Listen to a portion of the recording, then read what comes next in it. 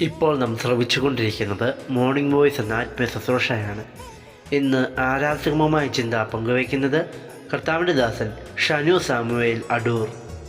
ദേവസുധാവന്ദനം സദാ തവ യേശുപരാവന്ദനം.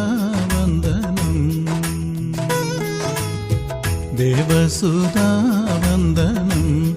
സദാ തവ യേശുപരാവന്ദനം.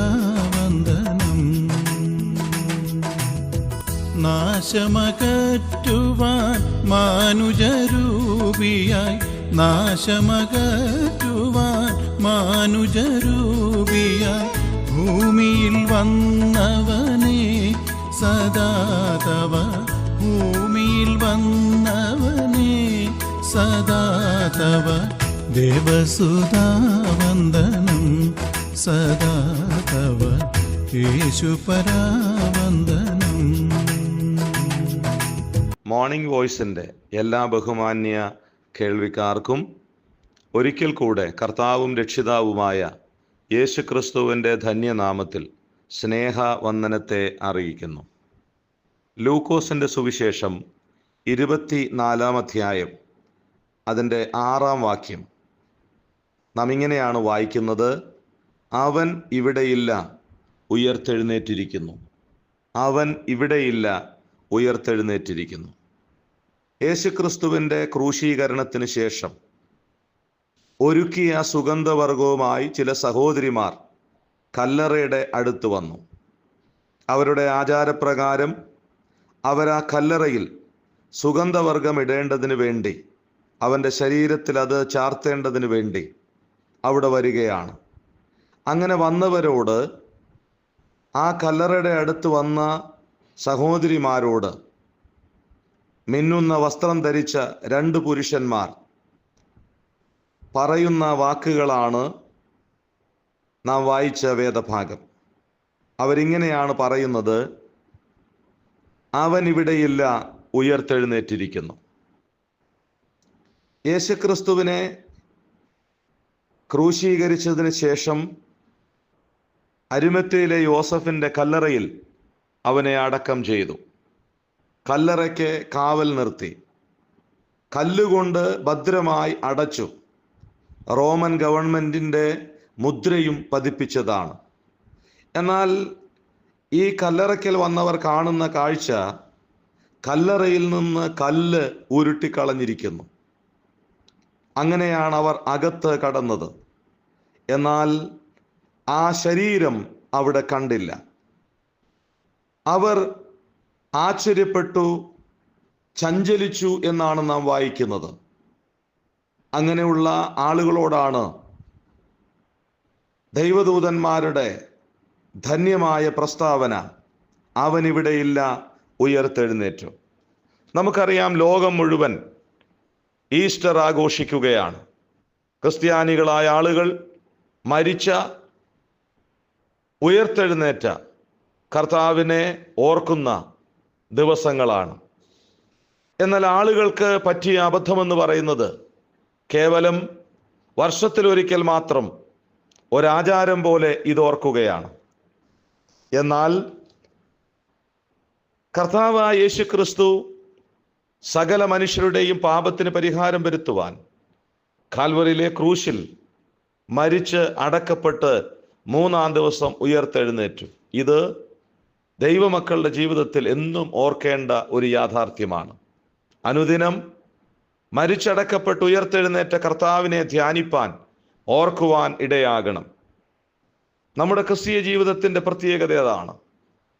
കാൽവറിയിലെ ക്രൂശിൽ നമുക്ക് വേണ്ടി ഒരു അകൃത്യയാഗമായി തീർന്ന, നമ്മുടെ പാപത്തിന് പരിഹാരം വരുത്തിയ ദൈവപുത്രനെ അനുദിനം ധ്യാനിച്ചെങ്കിൽ മാത്രമേ ദൈവസ്നേഹം ഓർക്കുവാൻ കഴിയുകയുള്ളൂ. ആരാധനയോട് ബന്ധപ്പെട്ട് നാം ദൈവത്തെ ആരാധിക്കുമ്പോൾ ദൈവമഹത്വമാണ് ധ്യാനിക്കേണ്ടത്. ആഴ്ചവട്ടത്തിൻ്റെ 1-ാം ദിവസവും കർത്താവിനെ ആരാധിപ്പാൻ കർത്തൃമേശയോട് ബന്ധപ്പെട്ട് നാം ധ്യാനിക്കുമ്പോഴും ഇത് തന്നെയാണ് ഓർക്കാൻ കഴിയുന്നത്. ആ തകർക്കപ്പെട്ട ശരീരം, നമുക്ക് വേണ്ടി ചിന്തപ്പെട്ട രക്തം, ഇത് അനുദിനം ഓർക്കണം. കേവലം എന്നെങ്കിലും മാത്രം ഓർത്ത് ആഘോഷിക്കേണ്ടതല്ല. ഉയർത്തെഴുന്നേറ്റ കർത്താവ് ഇന്നും ആ കല്ലറ തുറന്നു കിടക്കുകയാണ്. ഇന്നും ആ കല്ലറ ലോകത്തോട് വിളിച്ചു പറയുകയാണ്, അവൻ ഇവിടെയില്ല, അവൻ ഉയർത്തെഴുന്നേറ്റു.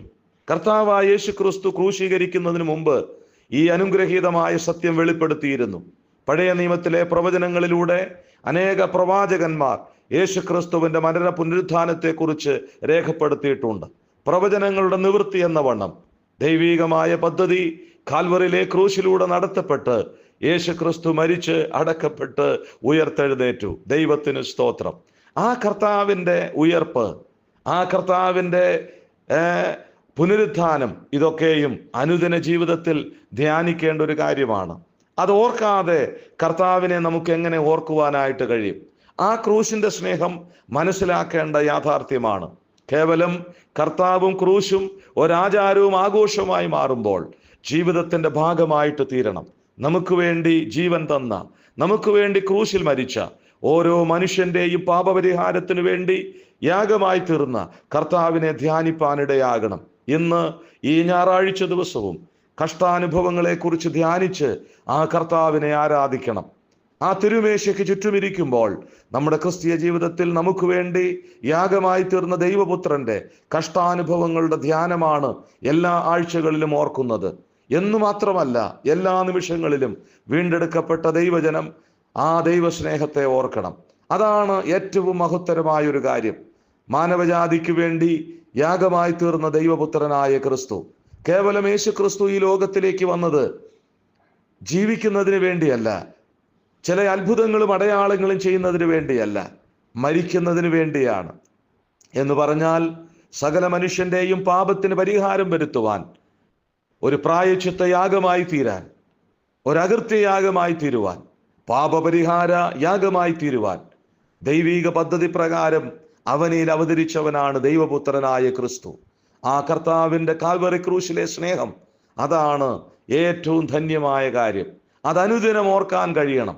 കേവലം ചില ദിവസങ്ങൾ മാത്രമല്ല, ചില സാഹചര്യങ്ങളിൽ മാത്രമല്ല, എല്ലാ നിമിഷങ്ങളിലും നമ്മുടെ രക്ഷകനായ കർത്താവിൻ്റെ, രക്ഷാനായകൻ്റെ ആ രക്ഷയുടെ പ്രവൃത്തി പൂർത്തീകരണം ധ്യാനിച്ച് ദൈവത്തെ മഹത്വപ്പെടുത്താൻ കഴിയണം. അതാണ് ദൈവം ആഗ്രഹിക്കുന്നത്. അതുകൊണ്ട് ദൈവം നമ്മെ സഹായിക്കട്ടെ. ദൈവമക്കളായ നമുക്ക് ഓർക്കാം, നമുക്ക് വേണ്ടി കാൽവറിയിലെ ക്രൂശിൽ മരിച്ചടക്കപ്പെട്ട് ഉയർത്തെഴുന്നേറ്റ ദൈവപുത്രൻ, ആ കർത്താവിൻ്റെ ക്രൂശിലെ സ്നേഹം ഓർക്കുവാൻ, ധ്യാനിപ്പാനിടയാകണം. കേവലം മരിച്ചവനല്ല, മരിച്ചടക്കപ്പെട്ട് ഉയർത്തെഴുന്നേറ്റു. അവനിവിടെയില്ല, അവൻ ഉയർത്തെഴുന്നേറ്റിരിക്കുന്നു. ആ കർത്താവ് ഇന്നും ജീവിക്കുന്നുണ്ട്.